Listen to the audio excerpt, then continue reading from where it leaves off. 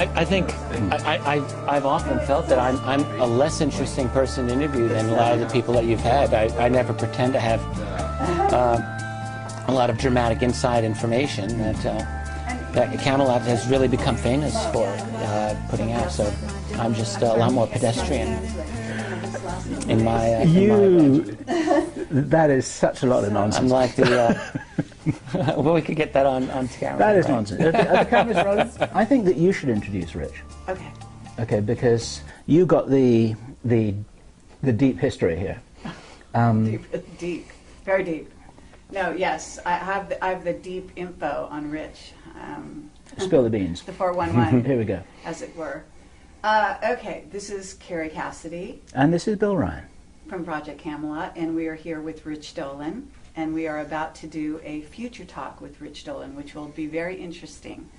And just to refresh the audience's mind on what a Camelot future talk is all about, it's basically sort of a roundtable discussion between the three of us. It's not so much to go into your material, because although you are the author of UFOs in the National Security State, and they're Volume 1 and Volume 2, and they're huge, thick books, and you're an incredible historian. Highly recommended. I want to plug these books on your behalf.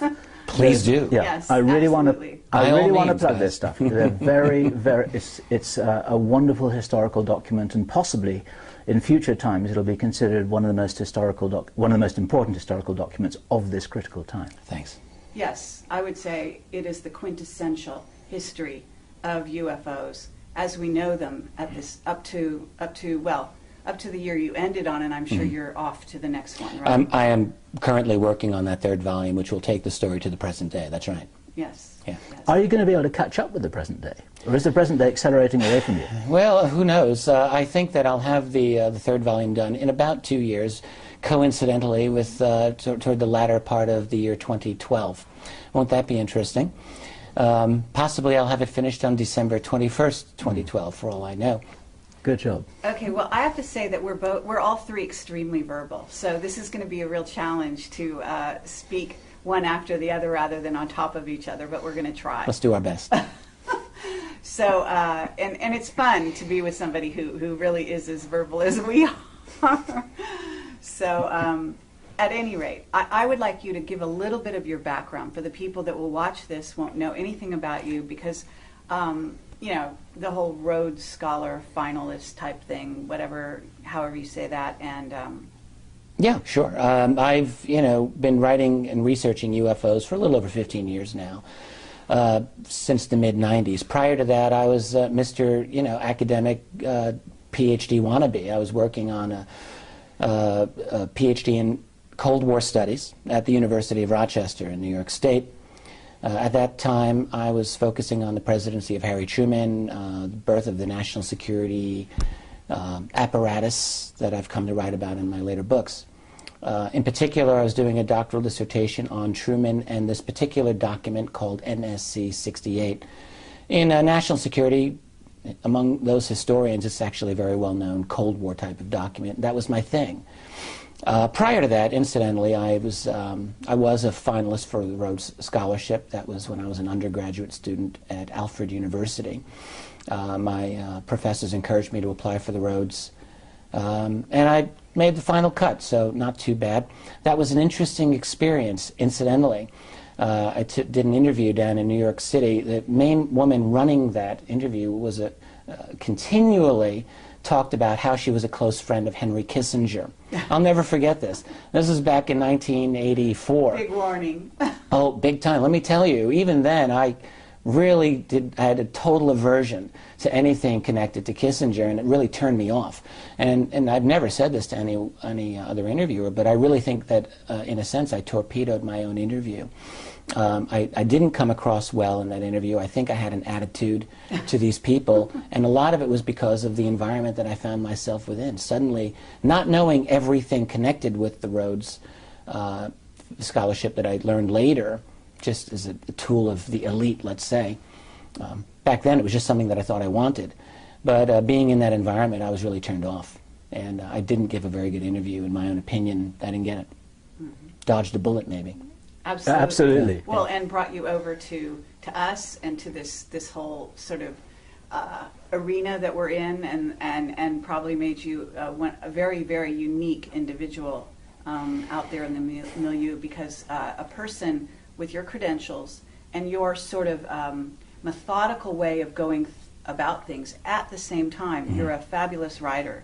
You could have been a journalist by trade, Thanks. And you're also a very interesting critical thinker, I have to say. So Thank you, when you Carrie. take that, an ability with story, and then on top of it, you're a fabulous speaker, and I've sort of chided you about that, and tried to get you to be even more fiery than you are, because Right. you have it in you. And everybody likes him. Everybody suspects Yes. him. He's very good looking. He wears a suit, and I think this makes him highly suspicious. He's much too good to be true. He's got to be a clone. Oh, right, okay.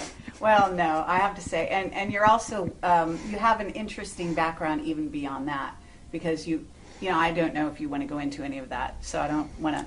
We can always erase something from the tape or not put it on. Oh, okay. If I say something that's not acceptable, because I know that you have sort of I don't know if you'd call it abductions or contact experience. Well, I have not had what I would say are any conscious abduction or contact experiences. What I will say, however, is that I've sometimes wondered if that's the case, and I don't have any proof one way or the other. The thing that I can tell you is that I do private types of investigations that I never write about. I can't write about. Maybe the day will come when I really feel that I'm able to without damaging the individuals who are involved in these. But suffice to say that some of the things that I've looked into are really high strangeness, dealing with non-humans and a deep black human cabal as well. To wit, a lot of people who have had abductions that I'm convinced are military and non-military as well. There's a lot going on that I've been looking into, and I'm trying to make sense out of it as much as anybody else is. And you've also got a background, I'm going to say this, in the occult, in the philosophy of the Illuminati, like myself. You've studied that background. Well, to some degree. I've always been interested in consciousness, always. I've always been interested in the possibility of other dimensions of reality, other levels of consciousness. It's not something that I would ever consider myself expert at in any way, but it's something, I'm interested in that, without a doubt. Right, so we've got a very open-minded, explorer here. And it's probably part of the data set that's necessary in order to make sense of some of the information that comes your way, would you say? Well, sure. Look, in my journey in this field, all right, I started out really in the mid-'90s, and I was coming fresh out of a very rigid academic environment. And I can tell you, you're in that world for 10 years or more, which I was. You learn to think in a certain way. Now, there's a lot of advantages to that. In terms of writing history, it's very, very helpful to maintain a lot of intellectual discipline over your subject matter so that you can present it in a way that's reliable and that can appeal to a lot of different people. On the other hand, that type of training doesn't really make it easy to get into some of the more difficult to quantify elements of what we deal with, in terms of UFOs and ETs and dimensions, all right? So what I've noticed in my own life over the last 15 years of doing this is we all are on our own journey. Now, publicly, I always try to position my writing and myself in such a way that I can reach out and talk to mainstream people. If I were interviewed by someone on NBC, I feel like I could do it, and I could speak that language. Because after all, look, everyone doing this field, we're part of a spectrum, and we all have our own audience that we have to deal with. And everyone's got something to contribute in that regard. And so if I'm able to speak in some way positively to a mainstream or to someone who's outside of our community, well, I think that's a good thing. However, the longer you stay in this field, all right, the more obvious it is that this is a messed up, strange field. It would be like if I were to just stick to little nuts and bolts, sighting reports. It would be like going to this beautiful beach with this huge ocean and saying, I'm going to go feel the water for a while, and I go out and get my toes wet. And then I walk back and say, okay, I'm done.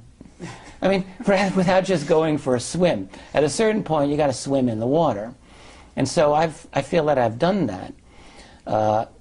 which is to say that yes, I've encountered a lot of things that are very, very bizarre that have challenged my own conception of what is real. I'll give you one example, and it's something that's second nature to probably you and many people listening, is simply the mental connection between people and these other entities, these other things. How many times is it that we come across a case where someone will say, I had this urge at 2 o'clock in the morning to sit up in my bed and look out my window, and I did, and there was this orange glowing ball out there. So what does that tell us? Well, it tells me that there's a telepathic connection between us and them, whatever them happens to be. And this is a very important part of it. In other words, our consciousness, our minds are a very important part of what's going on here with this phenomenon. Might be the most important part. It might be, yeah. Our minds, maybe our souls. There's a lot of strange stuff going on here, and I happen to believe in this enigma called the soul. I didn't always, but I do. And I think that it exists. When this body of mine dies, when your body goes and decomposes, there's going to be a part of you that remains, that non-local part that the ancients called it the soul. I think it exists, and I do believe, this is only my opinion, I don't know this for sure, that these other beings that are here interacting with us on this plane of existence, they know about that. It's of interest to them. I would say there's overwhelming circumstantial evidence to suggest that that's the accepted reality out there, and we're just kind of waking up to this possibility. And you feel this is a question. The statement is a question. You feel that you've got to be kind of cautious about those suppositions because you have got kind of always one potential foot in the NBC interview camp. You know, it's like you've got to be careful about what people are hearing you say. And you've got a reputation to kind of defend and blah, blah. Honestly, I've made so many statements at this point that if they really wanted to trash me on NBC, they could do it. They'll use this interview among many others that I've given. So, you know, with that in mind, I'll just, if I get that opportunity again, I'll just have to deal with it best way I can. That's well, good for you. Yeah. I mean, for us, I guess, if I dare speak on your behalf, this is a self-evident given. You know, I met so many people, myself included, who have vivid memories of past life recalls. These aren't inventions, you know. Yeah, absolutely. This is for real. Yeah. And it's like it's an axiom. It's not a hypothesis. And there's been some very good work done on this, even in the, you know, much more there's been a lot of quantified data that's available on this, going back many, many decades. So yeah, I'm absolutely persuaded of it as well. Yeah, Did you ever meet John Mack? Briefly, on one occasion, I did, yes. It was in 2002 at a function for, as a kickoff for Steven Spielberg's miniseries Taken, and that was in New York City for the Sci-Fi Channel. I would love to have talked with John Mack more, because I've always had a high regard for him, but it was such a crowded function. I was a brand new guy on the scene. I'm not sure if he knew much about me at all. Someone shoved me in front of John Mack. There's all of these other people around. And I chatted with him briefly, and we were very polite with each other. But I don't think I made much of an impression one way or the other on John Mack. I would like to have had a chance to have talked with him, and unfortunately that never happened. It just might interest you to know that the book he was working on before he died had to do with consciousness. So that it all comes back to consciousness, ultimately. And I find that with researchers in this field, that you go out, you do all your, you know, you kind of drill down in different areas that interest you, maybe nuts and bolts even, but ultimately it comes back, you know, to consciousness and to what, you know, the heart and the mind and the spiritual aspect of what we're really interacting with. If I can just jump on top of what you just said here, I totally agree. I find that in my own life, every year or two, I'm reinventing my own paradigm of what is reality, and I'm expanding my own consciousness. So you go into this field thinking reality is this one thing, and then suddenly things don't fit, and you go, and there goes that layer of reality, and that might work for a little while, and then a year or two goes by, and you think, no, this isn't right, and we go deeper and deeper. I'm not done. Yes. I'm pushing 50 now, and I'm still doing this, and I think that's the best thing. The number one best thing about having gotten into a field like this is that it has challenged my understanding of what reality is. Whereas, honestly, I think most people, they hit the age of, say, 30 and they're done. They've spent the rest of their lives filling in the blanks of what they think they know. Exactly. Let me give you my own perspective on this, because just over dinner I was talking to some people about collecting the jigsaw puzzle bits. Okay, it's not a metaphor. And you're trying to make it fit into the picture that you think is on the box. You haven't actually seen the picture, but you've got an idea of what you think it probably looks like. And they don't fit. You try and force it to fit, and if you're honest, they won't really fit. And then the picture's got to get bigger and bigger and bigger. And this picture is pretty darn big, and you can't throw out any of the pieces. And what kind of goes with that is something to do with intellectual honesty of research, which is that you have to go where the data leads you. Exactly. And I understand, I really understand, as a kind of student of the human condition like you are, that some people don't want to do that. It's too uncomfortable, it's too inconvenient, it's too embarrassing, and sometimes it's really unpleasant. And we found ourselves following this data trail to places, it's like, I don't even like what I'm looking at here. I don't want it to be true. I don't like this nasty, icky stuff. But my God, maybe it's real. We can't discount it. And this is the kind of thing which you're touching on in what you were saying just then, isn't it? Yeah. It's, you know, I find myself in a position of almost walking a tightrope in the sense that I'm trying to gather together evidence in a way to present it to a world in a way that's understandable, comprehensible. And so I'm always in a situation of what do I include and what do I leave out. I want to include everything that I think is valid. Certain things that I'm presented with I don't think are always valid, but then later turn out to be maybe valid partially. And it's hard always to know at the time what to work with and what not, and that's a messy business. Let me say that your presentation yesterday, I guess it was excellent. Thanks. And I think that this talk that we're having here can also touch on some of those subjects. And I'd love to kind of go down some of those roads with you. Absolutely. Because, you know, you're dealing with Camelot, and we are on the, in many ways, from many people's points of view, the far reaches of the fringe. Although we have a very large audience, surprisingly, even though we do go out to the That's fringe. right, yeah. So we allow in, and especially me, even between the two of us, I think in some ways, like my window, my whatever you want to call it, is just really very, very open to all kinds of things. So if somebody approaches me with a story, no matter how outlandish it is, I'm going to consider it. I'm going to listen. Now that doesn't mean we're going to publish it, but that's where our discretion does come in. And I'm sure you have the same issue where a story comes to you, a witness, even maybe more than one, talking about a phenomena like the reptilians, for example. Sure. And then you can either throw it out and just close your mind and say no, or in our world, what we agreed to do was to get the truth out, whatever the truth is. Now we have to investigate it, we have to entertain it, we have to allow for it in a very wide way. That means that we're talking about, as you said, other dimensions. We're talking about time travel. We're talking about stargates. The fact that we might have gone into Iraq because of the stargates, because of the Stargate there. That it wasn't the oil, it was the Stargate. That's a very real, at least for me, that's a really very real hypothesis. And it's been substantiated by a number of sources for me and for us. And there's more. I mean, you know, there's a lot more. And so I'm wondering, because as you go into the next volumes, you're going to have to, in my view, this whole, it's kind of like it starts out like this rather narrow, and even for you as a historian, it actually widens because human consciousness is becoming like that. In other words, the paradigm, even for these sort of masses out there, has become wider as we've left the 50s, if you will.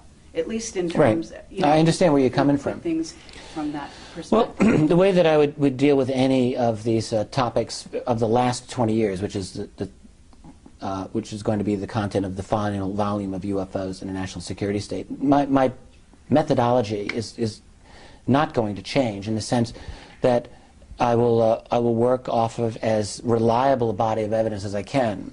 But that doesn't mean that I'll avoid certain topics just because they're uncomfortable for me to deal with. And so I'm very interested in asking and dealing with some of these very controversial ideas, and to look at them fairly. And just because there's not hard evidence to support it doesn't mean that I don't think it may be true.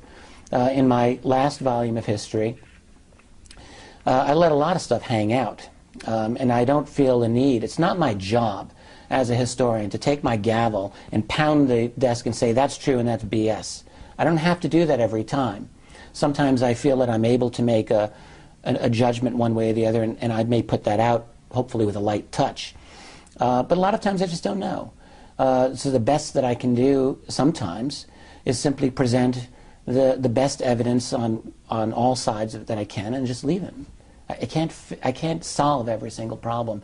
And really, it's beyond any one person's ability to solve every one of these issues. It's too much. It's a minefield of 500, 1,000 or more hot topics that just don't easily allow for solution necessarily. Yeah, it's like a hall of mirrors. One thing that I really loved that you did in your presentation yesterday was when you talked about the fact that there's actually created what you called a breakaway, almost a breakaway Right. civilization. Within our culture, we've got a breakaway. And I would call it almost a rogue culture. Yeah, I think that's one way to look at it. In many ways, and we were talking to Bob Dean about this yesterday, and you know, he's actually like a leader in sort of our arena as a spokesperson in many ways, having come from, you know, really having a secret, above top secret clearance, and then moving into our sector of things, and so he's had real hands-on, you know, involvement in that sort of breakaway civilization, if you will. But he's come into what is the masses. And we were talking about the fact that there's actually a division now between the two lives. And you, Right. I think you illustrated this wonderfully on your presentation. Thanks. Well, yeah, the basic idea is something that I've been working for the last couple of years. I introduced it in volume 2 of my history and expanded on it in AD.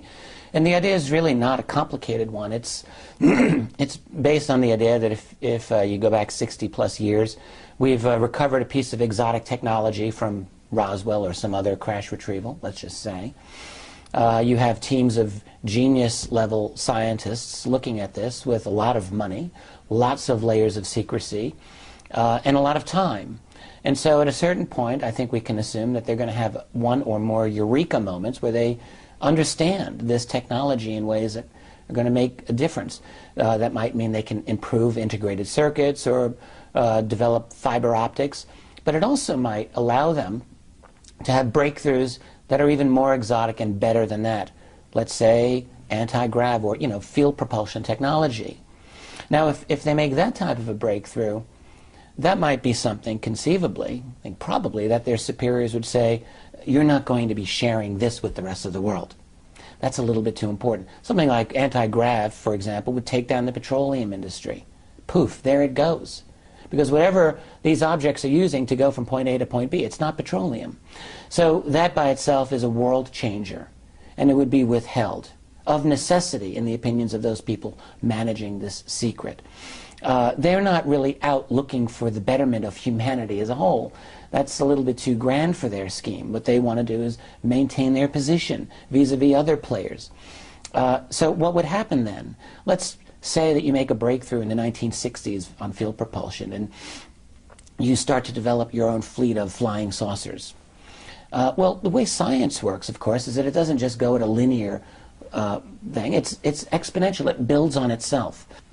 And so that it's really not inconceivable, is it, to imagine one breakthrough leading to a new understanding of some fundamental scientific reality, which may lead to another breakthrough, and on, so that this clandestine group suddenly starts leapfrogging, jumping, and now the next thing you know is they are way ahead of the rest of us. Is that possible? Absolutely it is. I'll give you one case in point. I had a conversation years ago with a former NSA scientist who told me point blank that NSA computing capabilities in the mid-1960s had them running at a clock speed of about 650 megahertz.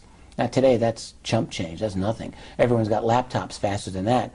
But the key point is that the personal computing world didn't reach that clock speed until around the year 2000. So that the NSA was 35 years ahead of the rest of the world. That's a lot. So what would be the case? And then you ask, where are they now? you know it. And in the case of a group that might even have something ahead of the NSA in terms of ET technology or capabilities, where would they be in terms of AI, in terms of nanotech, in terms of biotech, in terms of the ability to go off-world, in terms of the ability to deal with dimensions? I think that this is all very significant. What it means is that they are, in a sense, a different civilization than we are. I mean, what is a civilization? Well, it has to do with your level of technology, your cosmology, your understanding of your place in the universe, and all of those would be different with these guys. And so I call them a breakaway civilization. They've broken away from our own.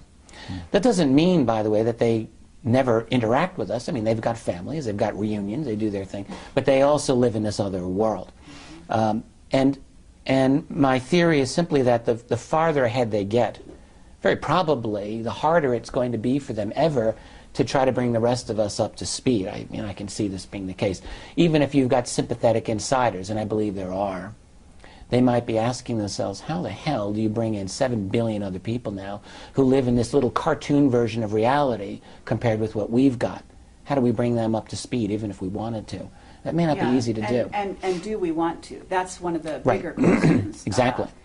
If you look at the Georgia Guidestones, and you read the Iron Mountain report, it's highly possible that they'd rather just kill a good portion of them. Yeah, let us die off in some way. Yeah. Yeah.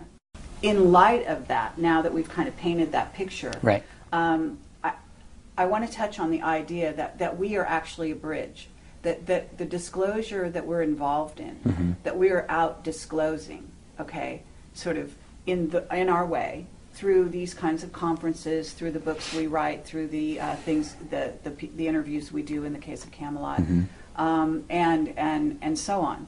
And we are actually, people come to us and say, oh my God, you've changed our life. So we are able to change their paradigm out there by bringing them along. And the people in the one half of the civilization, the very accelerated half that is basically the hidden portion, depends on us, in my view, as that bridge now, because they begin to realize that the gap is so wide that it's almost impossible for us to coexist. We're a valuable asset. I think we're a valuable that's a great asset, and point. so are you. That's an excellent point. And so instead of killing us off like they used to want to do, and they did, and you can, there's documented evidence of that, within a parameter, and actually I feel like at this point they actually don't kill people so much because they figure they've won the game and they're in charge to such an extent that they no longer have to kill people to get their way. They may mind control them, but they don't kill them. So ultimately what they're doing now is using people like us to bridge that gap, to begin to bring disclosure of what they've got going on. So they have leaks down to us. Along those lines... Let me jump in as well. Please, go right ahead. Sorry. Yeah. Now, I'm going to infuriate you by... I'm not reinterpreting what you're saying, but I'm putting it in a metaphor. And it's a metaphor that I really, really love. And it's a reaction. It's a controlled reaction, like a nuclear reaction in a reactor. And to speed it up, you take out the control rods. And if it gets out of control, you don't want it to be like Chernobyl. Then you've got to put the control rods back in there again. And the control rods are leaning on people to say, you know what, don't say that if I were you. You know, you might never see your dog again. Or in the olden days, it might have been something much worse than that. Now, I think things are done in a more gentle way. It's just a whisper in the ear, and we've had a few of those. It's like, you know what, you should really run that past me first, read my lips, and all this kind of stuff. But sometimes they want the reaction to accelerate a little bit, and then and then someone will have the go-ahead who you've called, who's an insider, to say more than you thought they were going to say. Right. And all of this is sanctioned. They could squash us all like bugs, and they could instantly stop anyone who's talking to you off record. And excellent. They don't do that. Yeah, excellent point. Now, look, I've many times wondered. I've had evidence in my own life of having been messed with on occasion. For several years, I was stopped at every single airport I went to. My name was flagged. I was allowed to fly, but I was delayed every single time. 15, 20 minutes, I'd have to sit around while they would clear my name. I'd have luggage opened, sent to Dulles multiple times, opened up, rifled through. I've had the vans in front of my house. I've had all kinds of crazy stuff like that. But I've really never been threatened. And all of that type of heavy-handed, almost Marx Brother type surveillance that experience is gone now, as far as I can tell. What has also happened is that there have been a number of people that I have to say are very high-level, well-placed insiders who have come to me. Some of these people I know, and they're very well-known and famous. Others, I have no way of confirming who they are. A few of these are can only be described as very deep insiders. And some of those I can't confirm them, but I've had an enormous amount of information for some of these people. But it must be sanctioned, mustn't it? Surely. The impression that I've got from some of these contacts has been they do this on the sly.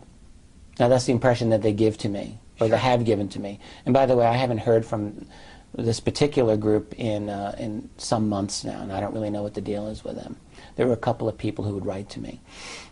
Lots of information. Is it true? Is it not true? Well, hard to say. There are times when I've been inclined to think, yes, they're telling me the truth. It's also a possibility to wonder if you've been taken for a ride, and so I've got to be careful. The impression that I get, though, is that these are individuals within the deep black clandestine structure who have who support what I do.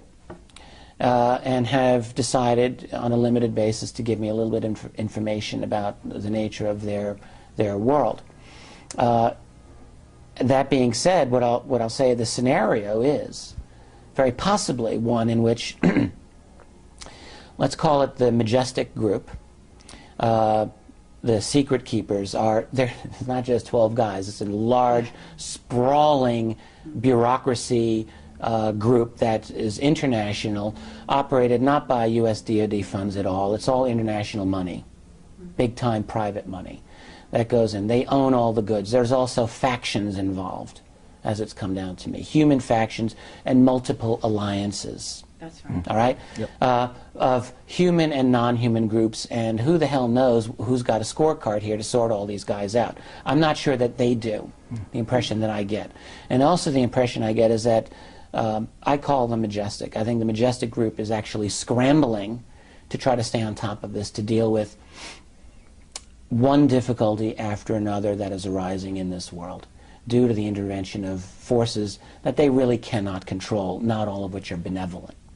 This is the impression that I'm getting. Sure. So that there's a When kind you of say war forces, going on. Yes. Forces, entities, groups. Interests. Absolutely. Not all, they don't even know, it's possible they don't even know that these are extraterrestrial.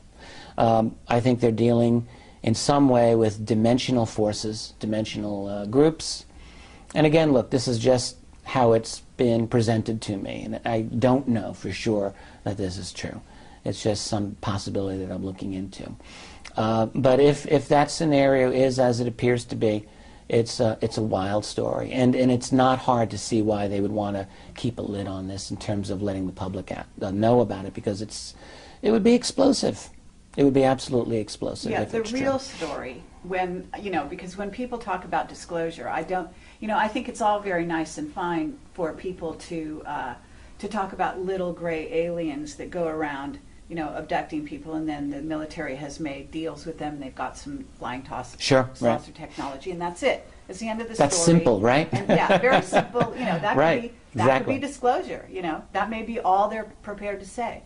But actually, from what we've heard, the story is so much more complex than that. Yeah, I think so too. And it does involve, from what we've heard, battles, in other words, going on between various groups, some of which are human, some of which are human and the others, some of which all look human but they may be from off planet, right, and so on.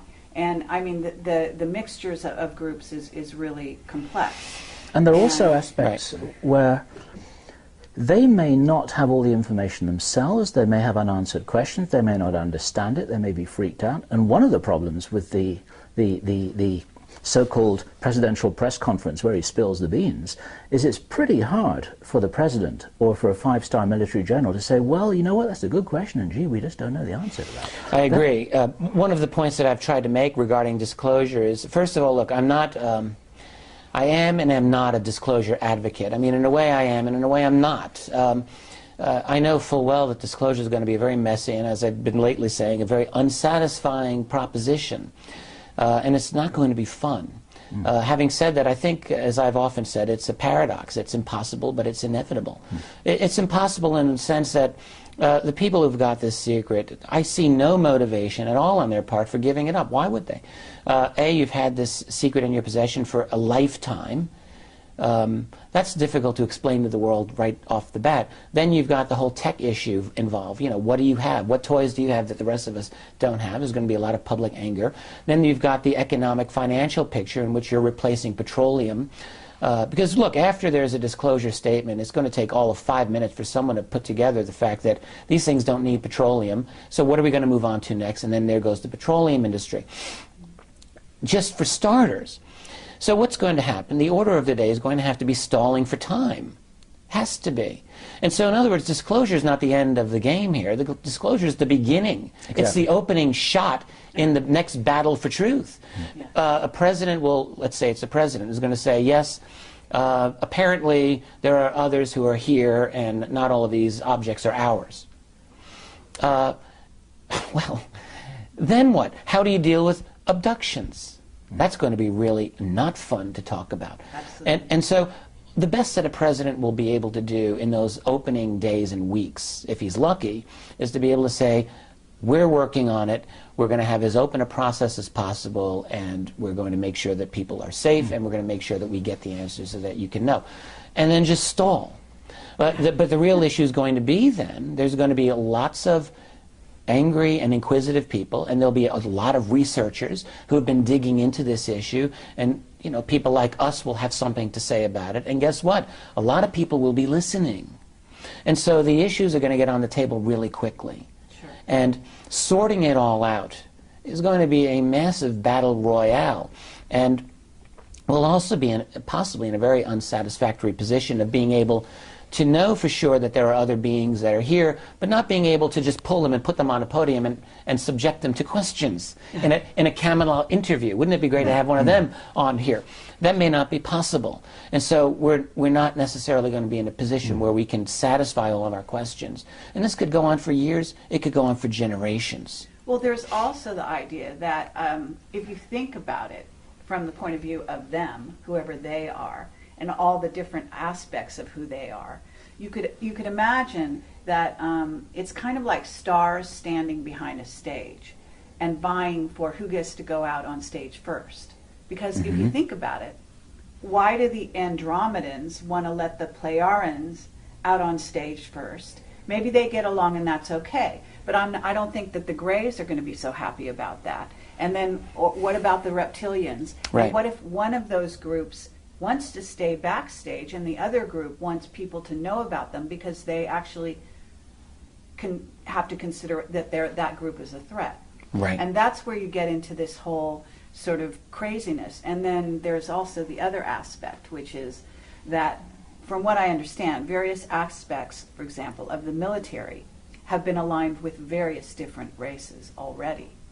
So there you already have a sort of battle going on behind the scenes for the group of Nordics, let's say, that are affiliated with the Air Force versus the Army, and I'm guessing here, who is aligned possibly with a certain group of Greys. And then there's supposedly, another group of Greys who are bigger and taller and may have, humanity's best interests more at heart, so to speak, than another group of Greys, and so it goes.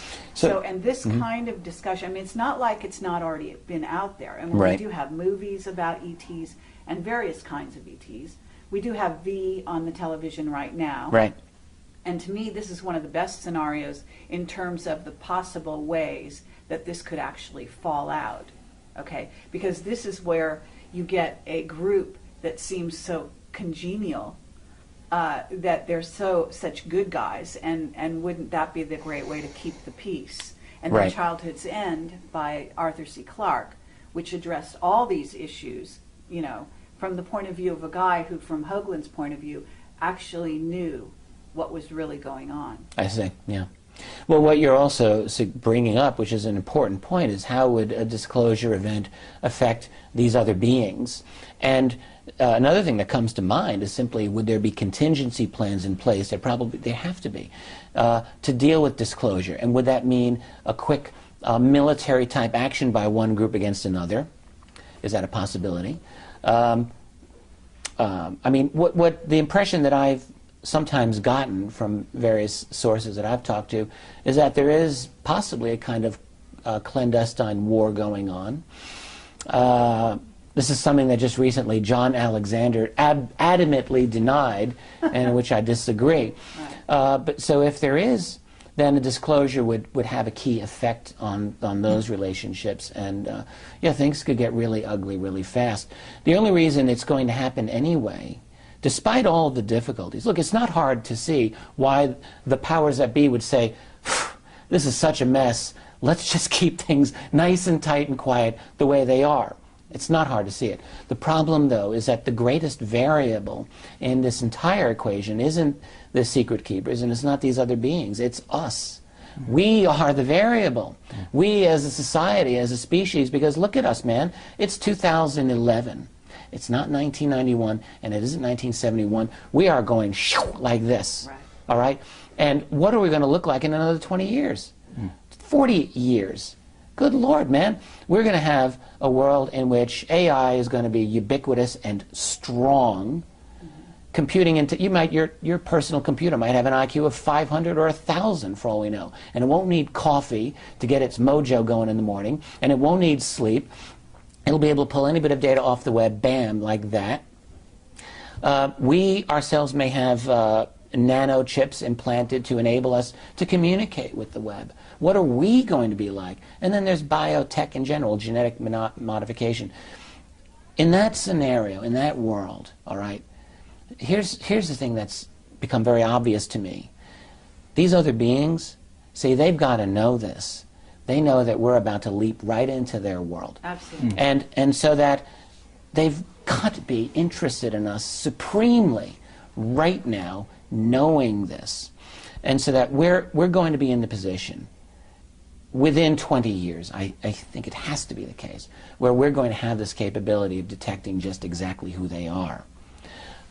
I almost can't even begin to imagine how crazy the world of the next 20, 30 years is going to be, with the reality of a non-human presence interacting with us, with a greater understanding of dimensionality than we do today, with greater capabilities in our own selves and with our tools like computers in understanding this. It's going to be crazy. Okay. Let me ask you the kind of question that I would have loved to ask if you were able to take questions after your presentation.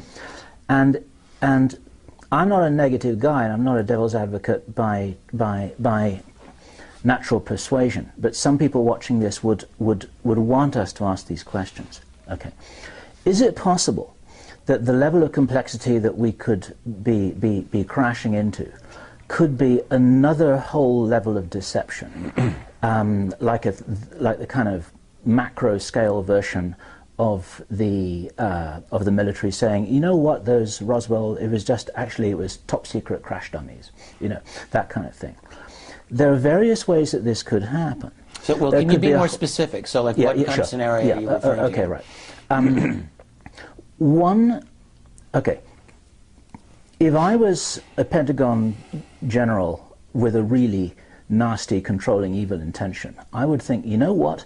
The best way to break this to the world is in a crisis footing where people are so panicked and so freaked out that they're not going to ask the smart questions. They're going to be worried about their survival. Okay. Hence, you end up in the whole Project Bluebeam situation, right, where you get a War of the Worlds situation where you've got these aliens coming down, shooting people up, whether it's real or not, and suddenly the reality is disclosed because it's all over the television screens, or you've got the Independence Day stuff with the big ships, whether they're real or not. Right. But no one's asking these questions, which in peacetime, as it were, we have the liberty to ask, because people are thinking, my God, we're pleased we've got a strong military that's able to save us against this stuff. No one's asking the smart question. Well, look, we live in a world of false flags. We all know about 9/11. We know about a whole bunch of other things. Remember the anthrax scare? Gee, wasn't that interesting?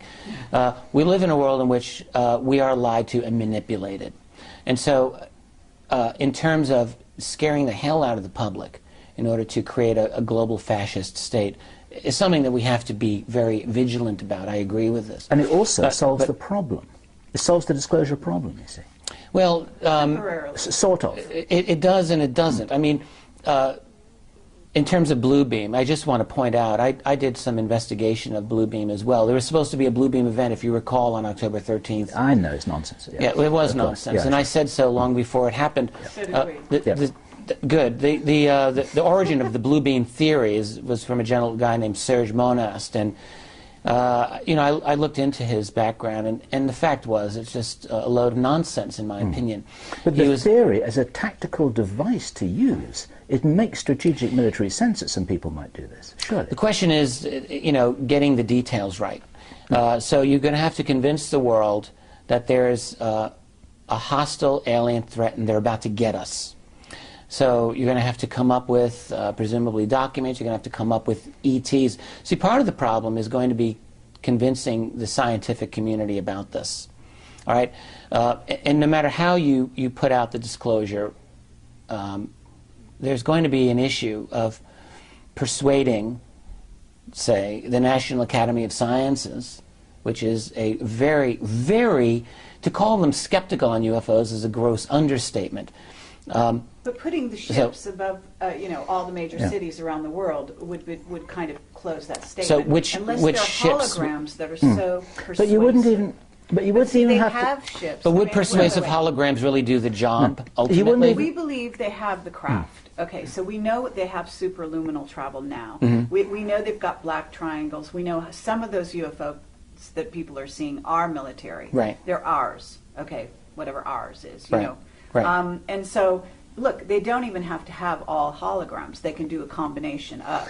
And the thing is that I agree with you in the sense that I've always said this. In fact, if they do attempt a Project Bluebeam type invasion scenario with the craft that they have and some holograms and so on and so forth, that ultimately the real guys are going to have a say in that scenario because they're going to say, well, wait a minute, dudes. We are real, and we're going to come down and actually have a counter. All of this is predicated. Message. It's all predicated on the fact that these other beings are not going to do a thing about it. Right. Seems to me, and that's taking a mighty big risk. Because they're so involved right now. I mean, if we're in this sector where we're getting disclosure and we're getting witnesses that are having contact constantly, not only people like us, but possibly yourself. But certainly many, many people that attend these conferences and many that don't, people that write to us every day, every single day.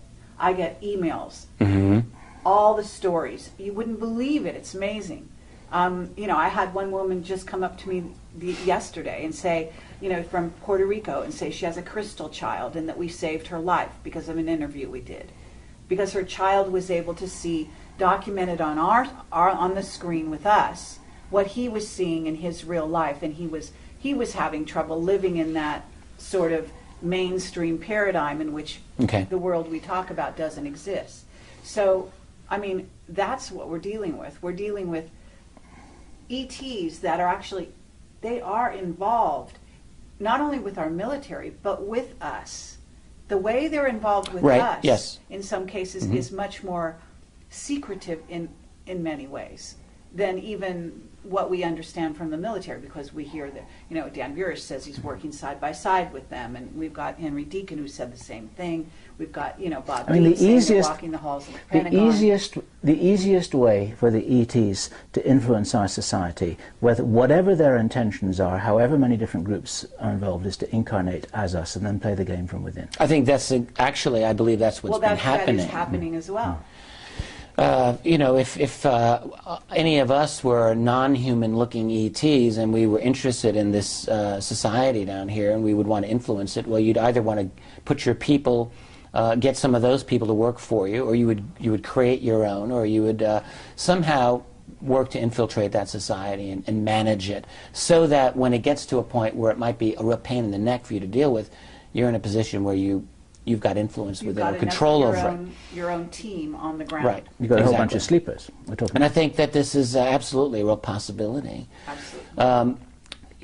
figuring it all out is going to be a very difficult situation. The one thing that I tried to do in writing this book, by the way, is to show, yes, there's the possibility of these very, very bad scenarios taking place. I tried not to avoid any of that. But I wanted to I wanted to show that it is possible to see that there's a better way here, that there is a better possibility for our species and our society. So in other words, let's look at the political upshot of a disclosure process. It could be a fascist police state. Right now there's a battle in the world about that going on. We all know it. And that battle is going to amplify, I think, after disclosure. But it doesn't have to go all one way. And we're seeing this now in the actions of the Arab people in the Middle East. We can see that change happens fast, and that there is such a thing still as people power in this world. It can be disabled. Right now in Egypt, the army is just batting down the protesters, so it's not clear where all this is going to go. Right. But that revolution's not done. Oh. So in a post-disclosure world, what are going to be the issues? Let's say you're the president.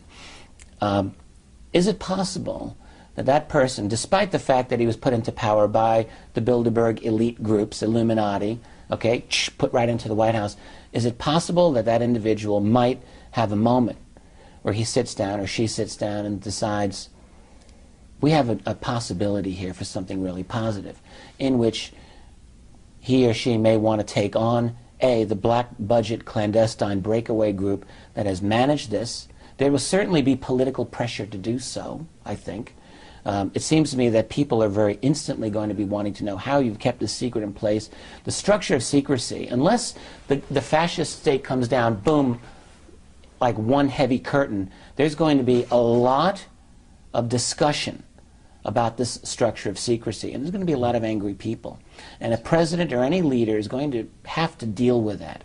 And unless he starts shooting everyone all at once, there's going to have to be a way to deal with this politically. And so there will be, very possibly, some serious, deep investigations that are held publicly. And a president will have a chance, I think, to take a very courageous decision and to gain control over, in the United States, of the U.S. system of government away from these black budget clandestine groups and to find out where they are, where the money is, what the programs are, at the same time of fighting another battle.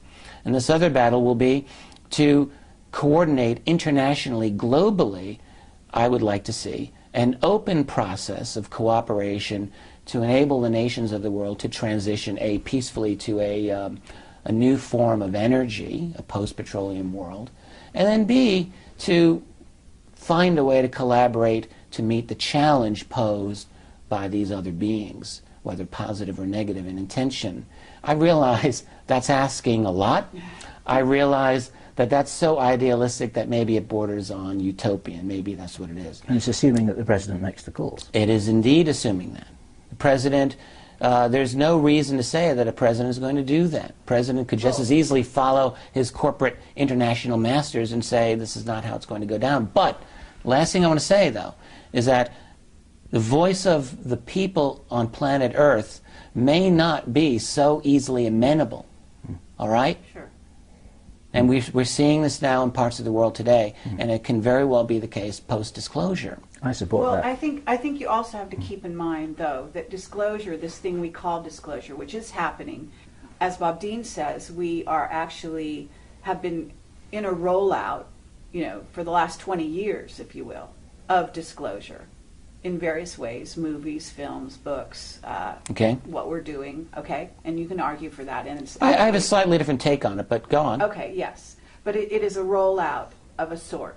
And so at that point, you can really say that we're not just a closed system right now, Earth, with a few, different visitors, so to speak, dipping their hands into the pot here.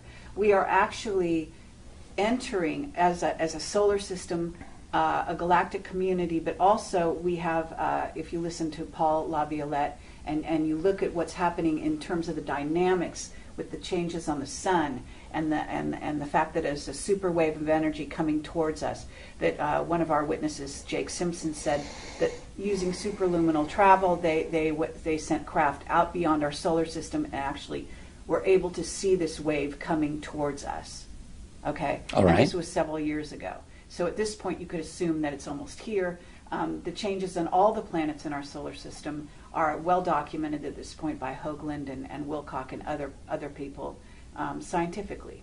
So when you're looking at those changes... Well, let me just say, I'm not, it's all in the data, all right? And Sure. if the data is scientifically measurable and confirmed, then that's one thing. So what you have is a possibility of a new body coming into the solar system at the same time as all these other things. So here on Earth, we've got this tumultuous, almost on the verge of revolution, what I call a revolution of consciousness, happening among the masses, simultaneous with all these facilitating things going on to some degree, working for and against Earth changes, things that are being done on purpose, weather wars being conducted by our military using HARP and so on.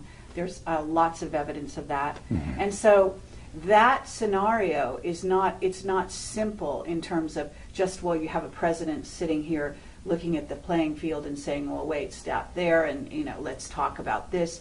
Actually, it might not be that easily delineated, and what we may be looking at also, because in terms of the power structure, it's not the president, obviously, and it's groups like possibly Scion, which is MJ12's new name for themselves supposedly, and then City of London, which is maybe even above that, and aspects of that, and then there's the Anunnaki card, if you want to pull that forward, which says that there are Anunnaki that are operational here on the planet at this time, and that they are still in control, and that their I hear your reign point. may be right. Their reign that's being challenged, and not President Obama or I'll take the point, obviously, that there are entities beyond that, but the office. Well, I take your point with everything that you've just said about powers behind the throne, so to speak. But I would still maintain that within the office of the U.S. presidency, there are still legal powers that this individual has that would enable him to make a difference.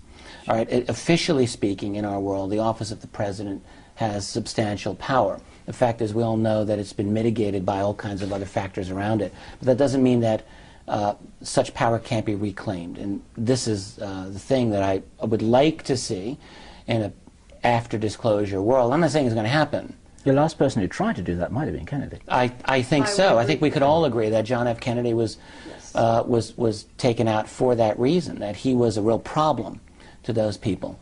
But it doesn't mean that a future leader won't have a moment of courage and a moment of insight and make a decision to say, let's do this the right way. Let's do this for the betterment of the human species. Why should we ever rule that out, especially if there's a large global movement among the people to do that? Yeah. I think what we're not talking about here is the white hats, because I think what would facilitate such a move on the part of a president or even a small group within our military-industrial complex, if you will, there are white hats. Absolutely, and I am absolutely. in touch with some of these people at Yeah. this time, Yeah. and they are very concerned to keep the United States operational, which is something that, from what the information we have, is that the sort of the Rothschild faction would love to see taken down, such that it would fall under the purview of their overlook and basically become part of the New World Order as a one world government, right? So you can't have the United States with all its power sort of sitting out here like on its own, running things or attempting to still run things around the world, when in fact it needs to be part of a team, right? Well, I think to a large extent the U.S. has been brought into that. But the white hats do indicate that they still have something worth fighting for. In Yeah, other words, sure, that's sure. not done. Sure. So I'm just saying that that's the group Right. that would support what you're saying. Yeah, The I think so. president acting in a certain way, because he's not going to do it by himself. He's got to have somebody behind him. The fact is, as I see it, and I think as you guys also see it, is that there's two sides to this battle. There's many sides to this battle, but there are it's not all, the power isn't always all on the other side of the fence, that those of us fighting for the right fight here, have some resources too, and we have to remember that. You know, being hopeless is certainly not a good state of mind, and it's also not accurate. This is what we say every time we talk to Jordan Maxwell, who, bless his socks, has had a tough time.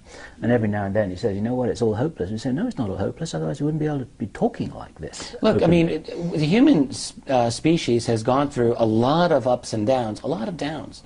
We've had all kinds of crises throughout our history: famine, deaths, injustice, crashing down of empires, barbarian invasions, and all of this. All right, and we somehow managed to keep going. I think that we're not going to go winking out after disclosure. We're going to continue to live, and if it even takes centuries for us to regroup, we'll do it. I don't think we're just going to go away. We're going to be very different in the future. We're probably going to be unrecognizable to how we are now in the future, just as we today are unrecognizable to, say, the era of Thomas Jefferson. Could you imagine? And I think even the difference will even be greater in the future. So what we are, you mentioned us as a bridge, Carrie. We're a bridge in this world between the elites and the general public, but we're also a bridge to the future. Yes. Where we are right now. We're at a point between the old humanity, the old civilization, and something that's coming ahead. And one of the important things that world of the future is going to have is an open knowledge that there are other intelligences working this world, for good or for ill. And we're going to have to deal with that in some way. And the subsequent generations are going to grow up with that realization. And I guarantee you, they're going to look at this problem very differently, I'm sure, than how we're looking at it right now. Do you feel that your personal role is to facilitate and optimize that transition, that inevitable process? Is that what you're doing? Well, yeah, I've wondered about this. I think that's a nice way to put it. More simply put, I think that my role is simply to learn and communicate as responsibly as I can. I learn what I can learn. I try to provide as rational a voice on this process as I'm able to do, for better or for worse. But you're being more than just an academic historian, aren't you? I ceased being